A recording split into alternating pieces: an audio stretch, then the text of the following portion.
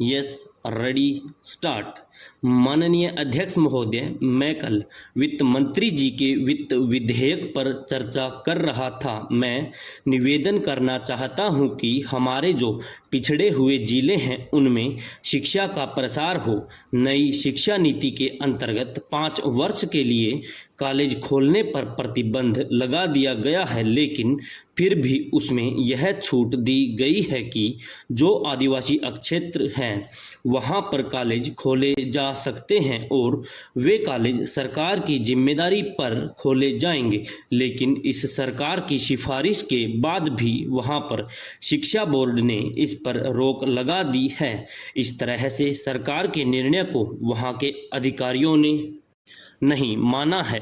हमारे आदिवासी लोगों को शिक्षा से वंचित रखने का यह एक नया तरीका निकाला गया है। यदि सरकार इस प्रकार की परंपरा को बनाएगी तो यह लोकतंत्र की परंपरा के अनुकूल नहीं होगा। सरकार ने निर्णय लिया है कि आदिवासी क्षेत्र में कॉलेज खोला जा सकता है। उसी निर्णय के अंतर्गत राजस्थान सरकार ने यह फैसला किया था कि वहां कॉलेज खोला जाए। इस पर शिक्षा बोर्ड का रोक लगाना उचित नहीं है। शिक्षा बोर्ड ने यह रोक इसलिए लगाई है कि पिछड़े हुए क्षेत्र के आदिवासी दूसरों के मुकाबले में न आ सकें।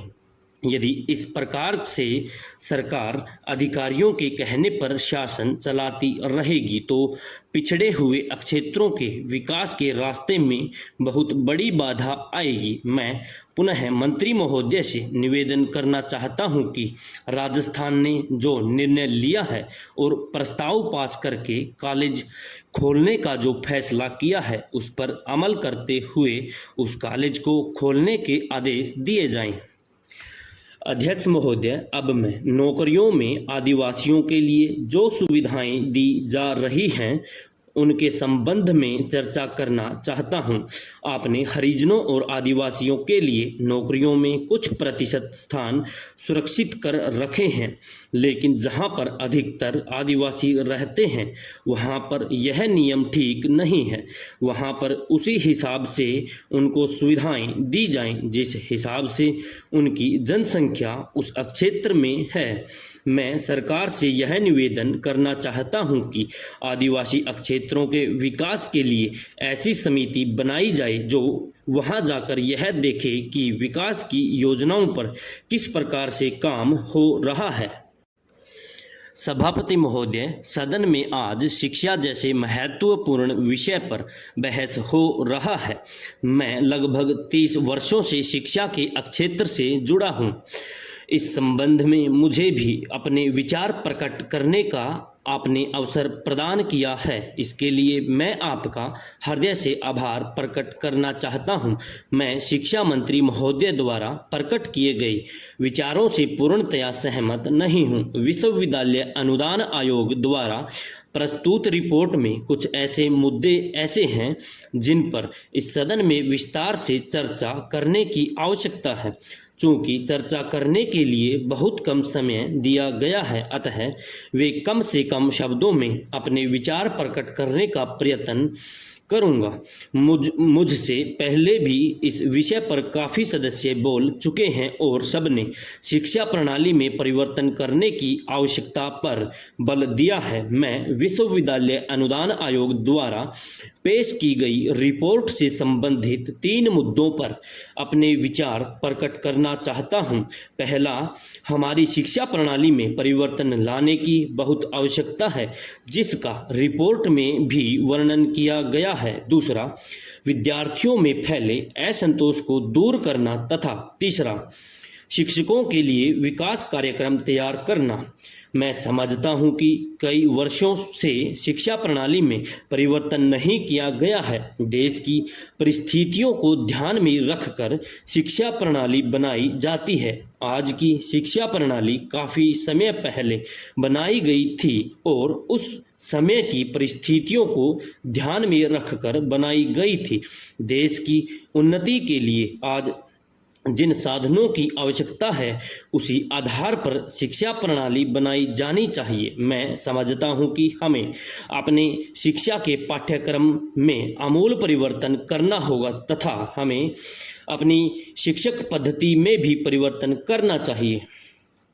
सभापति जी, मैं आपसे निवेदन करना चाहता हूं कि शिक्षा जैसे महत्वपूर्ण विषय पर चर्चा करने के लिए कुछ अधिक समय दें ताकि सब सदस्यों को अपने विचार व्यक्त करने का अवसर मिल सके और इस संबंध में कोई ऐसी नीति बन सके जिससे देश को लाभ मिल सके। मैं सुझाव देना चाहता हूं कि सबसे पहले बुनियादी शिक्षा प्रणाली में परिवर्तन किया जाए।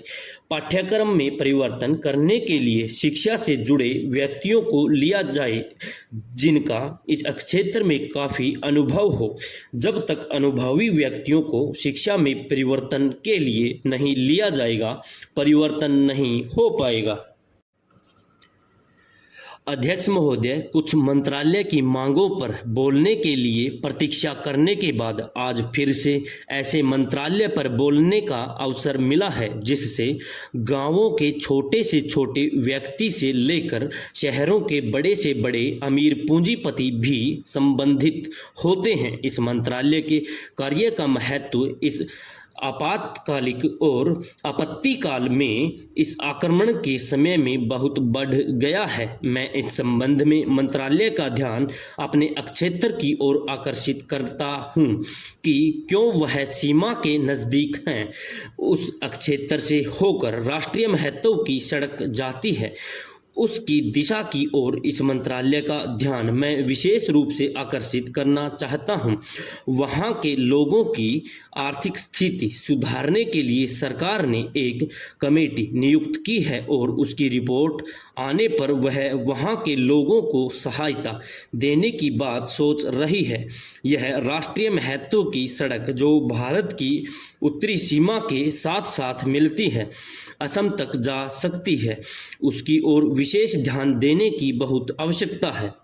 मेरे एक प्रश्न के उत्तर में बताया गया था कि इसमें कहीं कहीं सुधार होगा और उसकी मरम्मत होगी, लेकिन काफ़ी समय बीत गया, अभी तक कुछ नहीं हुआ। आज जो देश की स्थिति है उसमें हमें एक स्थान से दूसरे स्थान पर माल जल्दी जल्दी ले जाने की आवश्यकता बढ़ती जा रही है। इस कारण इस मंत्रालय का भार बढ़ता जा रहा है। राष्ट्रीय महत्व की सड़क के संबंध में हो या अन्य किसी सड़क बनाने के संबंध में हो, इस ओर अभी तक जितना ध्यान केंद्र सरकार दे रही है उसमें कहीं ज़्यादा ध्यान देने की आवश्यकता है और उस काम पर अधिक खर्च करने की भी आवश्यकता है। रेलवे के संबंध में 2-3 साल पूर्व एक रिपोर्ट में कहा गया था कि सड़क पर यातायात बढ़ने से रेलवे की आमदनी में कुछ कमी हुई है। इससे यह भी सिद्ध होता है कि हमें अपना माल इधर से उधर ले जाने के लिए सड़कों में बहुत सुधार करने की बहुत आवश्यकता है। इस ओर विशेष ध्यान देने की आवश्यकता है ताकि हमें जो मुश्किल अपना माल ले जाने में और अपने माल को ले जाने में रेल के डिब्बों की कमी के कारण होती है वह दूर हो जाए। इस संकट के समय यातायात के साधन बढ़ाने के लिए सड़कों का विशेष प्रबंध होना चाहिए। सभापति महोदय, हम देख रहे हैं कि सरकार की कोशिशों के परिणाम बहुत ही अच्छे आने लगे हैं, लेकिन दुख की बात यह है कि इस वर्षा के मौसम में बिल्कुल नहीं हुई। परिणाम स्वरूप इस साल पैदावार बहुत अच्छी नहीं हुई है। इसका कारण बारिश का न होना है। कुछ लोग कहते हैं कि इस साल भी जो पैदावार होगी वह पिछले वर्ष की पैदावार के समान हो जाएगी, लेकिन यदि वर्षा हो जाती है तो हमारे देश की हालत बहुत अच्छी हो सकती सकती है। मैं देख रहा हूं कि इस वर्ष अनाज की कोई कमी नहीं है, इसलिए मैं समझता हूं कि अनाज को एक स्थान से दूसरे स्थान पर ले जाने में जो रोक लगाई गई है उसको हटा लेना चाहिए। अभी हमारे राज्य में बहुत सूखा पड़ा हुआ है और वहां पर अनाज भेजने की कुछ व्यवस्था की गई है तथा लोगों को अनाज मिल रहा है। इसका परिणाम यह हो रहा है कि कोई आदमी भूखा नहीं मर रहा है। पिछले 2 सालों में कोई आदमी भूखा नहीं मरा। यह हमारे देश की सरकार के लिए बड़े संतोष की तथा गर्व की बात है। यदि हमें अनाज की उपज बढ़ानी है तो हमें पानी की व्यवस्था करनी होगी। आज वर्षा की बहुत कमी है। खास तौर से मैं अपने क्षेत्र की बात आपको बतलाना चाहता हूँ। कुछ वर्ष पहले जितनी वर्षा वहाँ होती थी उतनी ही वर्षा आज भी होती है। वहाँ नहरें भी हैं लेकिन नहर का पानी वहाँ नहीं जाता है। नहर के पानी को आगे ही रोक लिया जाता है। बांध भी बना है लेकिन हमारे राज्य के लिए पानी नहीं दिया जाता है। इसका परिणाम यह होता है कि पानी न मिलने के कारण लोगों को काफ़ी परेशानी का सामना करना पड़ता है। कुछ लोगों ने नलकूप भी लगवा लिए हैं जिससे लाभ हुआ है और पानी की व्यवस्था हो गई है, लेकिन जिन किसानों को पानी नहीं मिलता है उनको बड़ी परेशानी होती है। पहली योजना में मैं इस बात का प्रयत्न कर रहा हूं कि हमारे क्षेत्र के लिए पानी की व्यवस्था की जाए, वहां सिंचाई के लिए पानी उपलब्ध कराया जाए। लेकिन हमेशा यही कहा जाता है कि एक बहुत बड़ा बांध बन रहा है और जब वह बन जाएगा तब पानी मिल जाएगा। 4 योजनाओं में यही कहा जाता रहा है तथा भविष्य में भी यही होगा। पता नहीं वह बांध कब बनेगा।